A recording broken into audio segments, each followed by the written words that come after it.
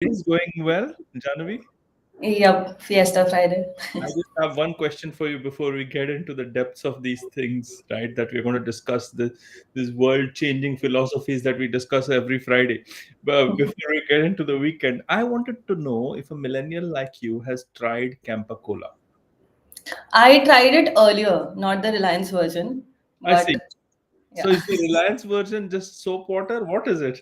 I think it's the same one. I honestly have not tried it, so can't say if the taste is the same or not.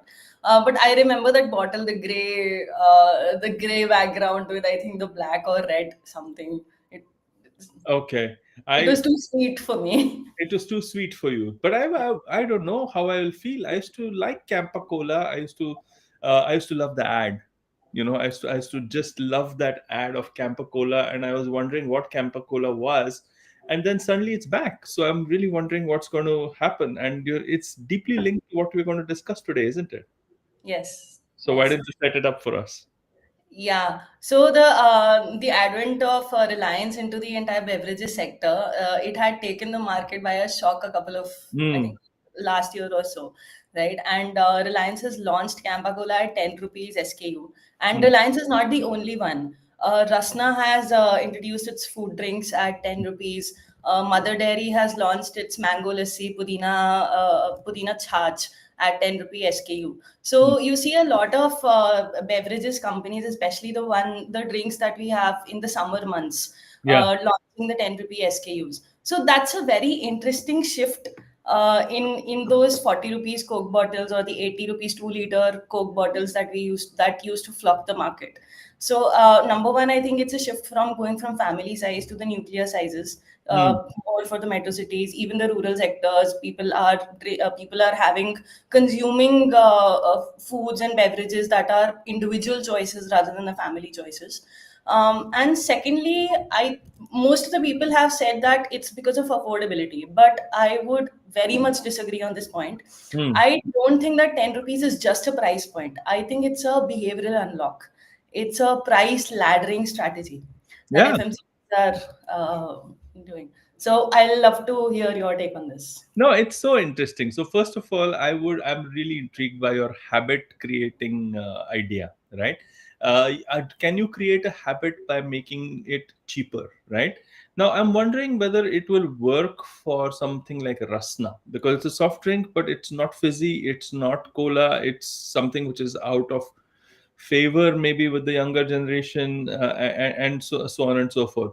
So I'm wondering whether just by lowering the price and making it available, will it become a habit? But then I'm tempted to say that people who smoke their first cigarette bought sutta rather than a whole pack. So yes, there is something there. It's like a starter pack, and which is why, by the way, they are banning vapes which are disposable in the UK, hopefully quite soon. But coming back from this plethora of arguments in favor of habit making, I'm not sure that if that's the only reason why they've priced it at 10.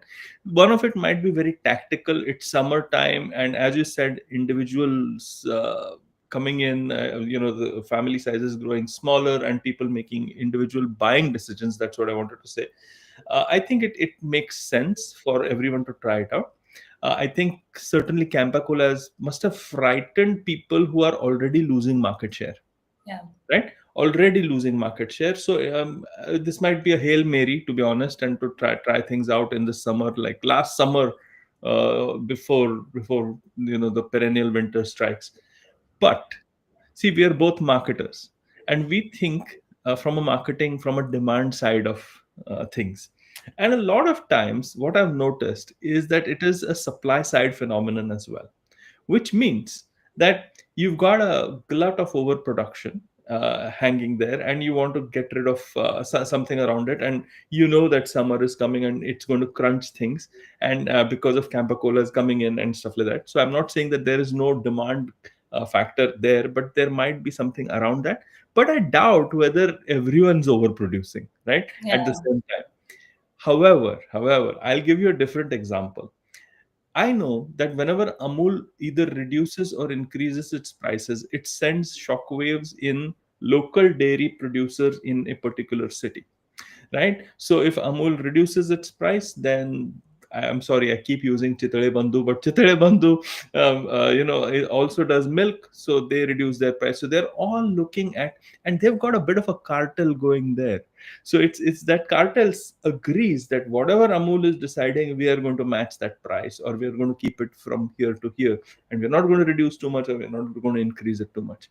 And there might be a bit of cartelization going over here as well. I'm not too sure. It might be a conspiracy theory. I think this would have been very much relevant if Coke or Pepsi had been the ones who had pioneered into this. Now, earlier, Coke had also used this strategy where it came out with the 10 rupee packages and bottles, and this was when the 20 rupees, the 40 rupees, sorry, the 30 rupees bottle. Yeah, I remember.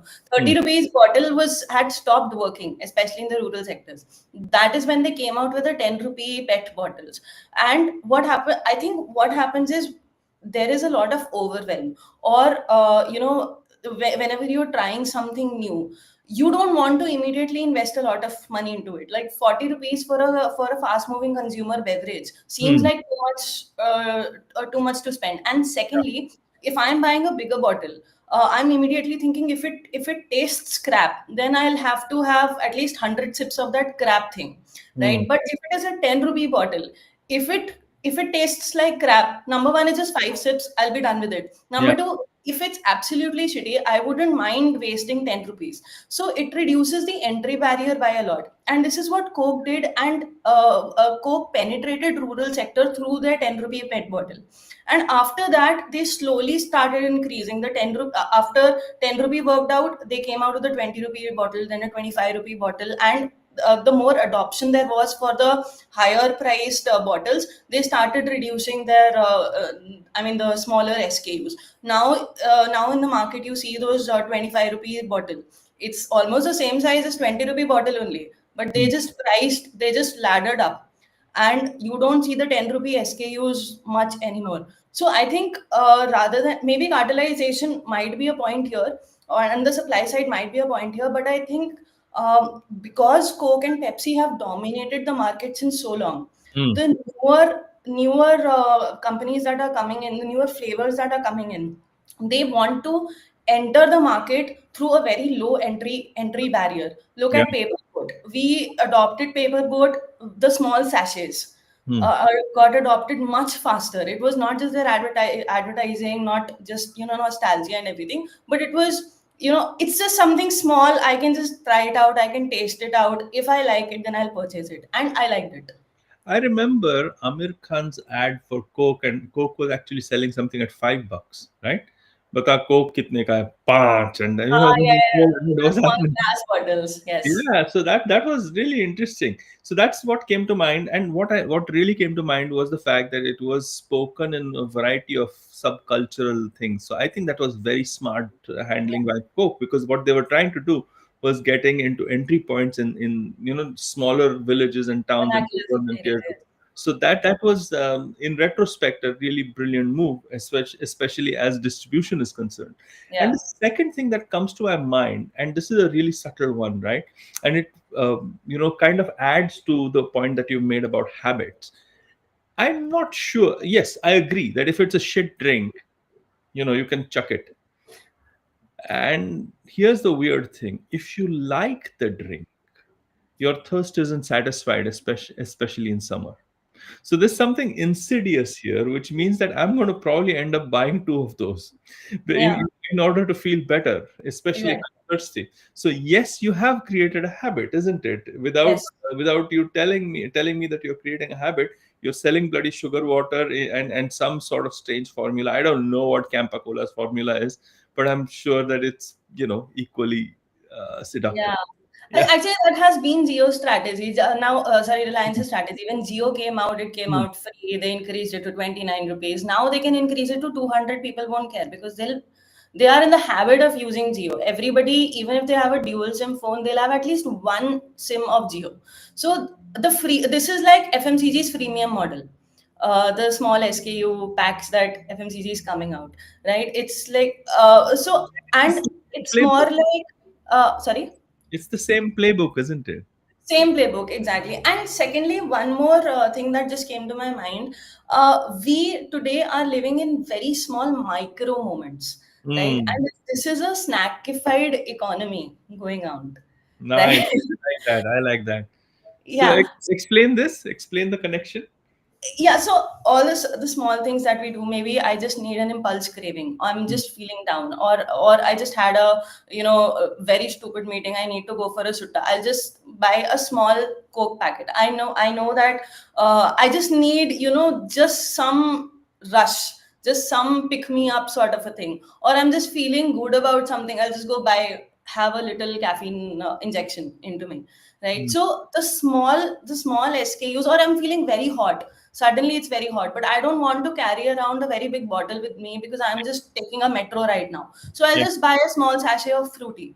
It's just $10, it doesn't matter to me, I have it lying around, I'll just finish it. By the time I board the metro, I'll have finished it, Yeah. right? So no storage problem, no nothing, and it defines my moments. Like that early morning sweat suddenly gets very much alleviated by that small 10 rupee drink, so it becomes a happiness injection for me. As Jahnavi extols the virtues of instant gratification by her generation, what we will do is we will wish you all the very best for instantly gratifying all of your hidden desires this weekend. As we say bye to you, I hope that you enjoyed this specific topic, and I wonder what it's going to be like for all those also rans in today's day and age, especially as the Reliance behemoth comes a knocking. I hope. Yeah, and this is a very good lesson for the upcoming brands, the startups in this sector, how they can, compete with the giants. Yes, well said. Thank you all. Thank you, Janavi, and goodbye. Thank See you. you on Monday. Bye. Happy Friday.